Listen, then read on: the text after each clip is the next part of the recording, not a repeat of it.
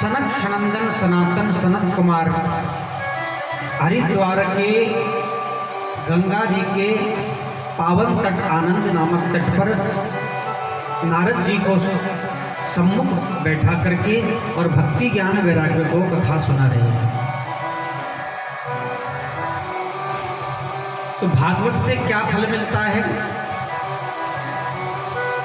ये मानवा पाप कृतस्तु सर्वदा सदा दुराचाररता विमार्गः क्रोधाग्निदग्धा कुटिलाशकामन् सप्ताह यज्ञेन कलो पुनन्ति ते। कि चाहे कोई कितना भी बड़ा पापी हो, जिसने जीवन भर पाप कर्म किया हो, ये मानवा पाप कृतस्तु सर्वदा, सर्वदा यानी सदा, जीवन में जिसने सदा ही पाप कर्म किया है,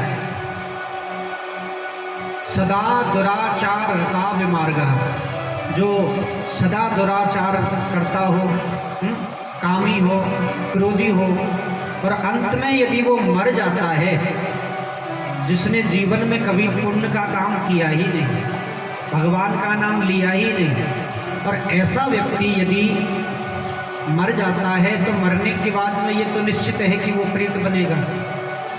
तो यदि उसके नाम से भी श्रीमद् भागवत यज्ञ कराया जाए तो उसकी भी मुक्ति हो जाती है।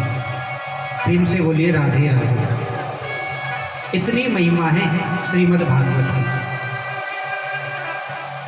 जब मरे हुए व्यक्ति की मुक्ति हो जाती है तो विचार करिए कि जो जीवित व्यक्ति है वो कथा सुनता है तो उसके जीवन में कितना परिवर्तन आएगा। लेकिन शर्त यही है कि भागवत को नियम से सुनना पड़ेगा। ऐसे नहीं कि कथा हो रही है 3 बजे चालू और आप पहुंच रहे हो 5 बजे, है जी, बोले हमने तो कथा सुनी। ऐसी कथाओं से मुक्ति नहीं होती है, ऐसी कथाओं से पाप कर्म नहीं मिटते हैं। अच्छा, कई बार ये प्रश्न भी उठता है कि महाराज हम तो पूरे नियम से भागवत सुनते हैं, तो इसका मतलब तो जब एक बार कथा सुनने से ही जीवन के समस्त पाप नष्ट हो जाते हैं, तो फिर हमने तो बहुत कथा सुनी है और नियम से सुनी है। वही पृथ्वी पर सोते हैं, एक समय भोजन करते हैं और सदा भगवान का जप स्मरण करते हैं, पूरी नियमबद्ध कथा सुनते हैं। कथा आरंभ होने से 10 मिनट पहले पहुंचते हैं और जब पूर्ण होती है तो उसके 10 मिनट बाद में घर आते हैं। तो पक्की बात है, बिल्कुल पाप कर्म मिट जाएंगे, लेकिन कौन से पाप कर्म मिटेंगे? जो तुमने पहले किया है। कथा सुनने से पहले जो आप पे पाप कर्म बने हैं, पाप कर्म का मतलब ये नहीं कि आपने जो है बहुत बड़ा पाप कर दिया। जीवन में जैसे आप रास्ते में चल रहे हैं, हमारे पैरों से छोटे छोटे जीव मर जाते हैं, ये भी पाप की गिनती में आते हैं। चूल्हे में हम लकड़ी जलाते हैं, उन लकड़ियों के अंदर भी छोटे छोटे जीव छुपे होते हैं। हमारे सनातन धर्म में अहिंसा परमो धर्मः, सबसे बड़ा धर्म अहिंसा बताया है। हर जीव की रक्षा करो, हर जीव की सेवा करो। तो जो पाप कर्म पहले बने हैं वो नष्ट हो जाएंगे, लेकिन ये गारंटी नहीं है कि कथा सुनने के बाद में फिर आपके शरीर से कोई पाप कर्म होगा। होगा कि नहीं होगा? फिर उसके पाप कर्म को करने के लिए क्या करना पड़ेगा? फिर सुनना पड़ेगा। ये नहीं कि आपने एक बार सुन लिया तो आप सदा के लिए मुक्त हो गए, नहीं। हाँ, सदा के लिए मुक्त आप हो सकते हैं। कब? जब प्रण करें आप जीवन में कि मैं आज के बाद में कभी झूठ नहीं बोलूंगा, कभी किसी प्राणी को सताऊंगा नहीं, जितना मुझ पे बल पड़ेगा उतना पुण्य करूँगा।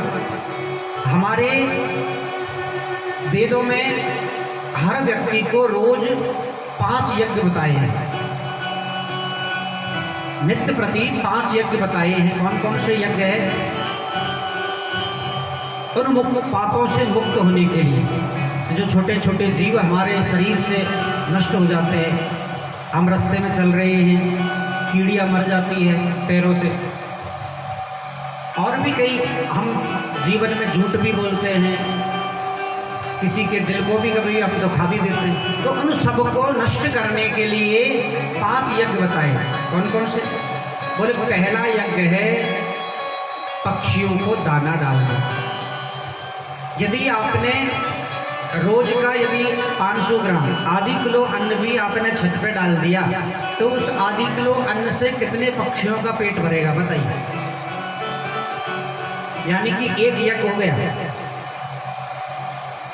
एक होता है चींटियों को आटा डालना। थोड़ा सा आटा सेक करके उसमें मीठा मिलाइए और सुबह शाम जो चींटियों के बिल होते हैं उन पर जा करके डालिए।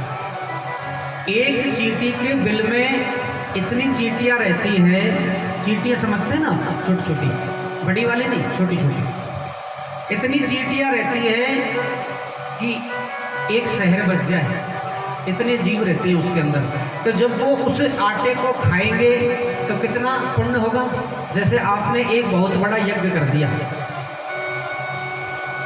2, तीसरा है गीले आटे की गोलियां बना करके मछलियों को खिलाना। चौथा है बंदरों को केले खिलाना। और 5वां है गऊ को हरा चारा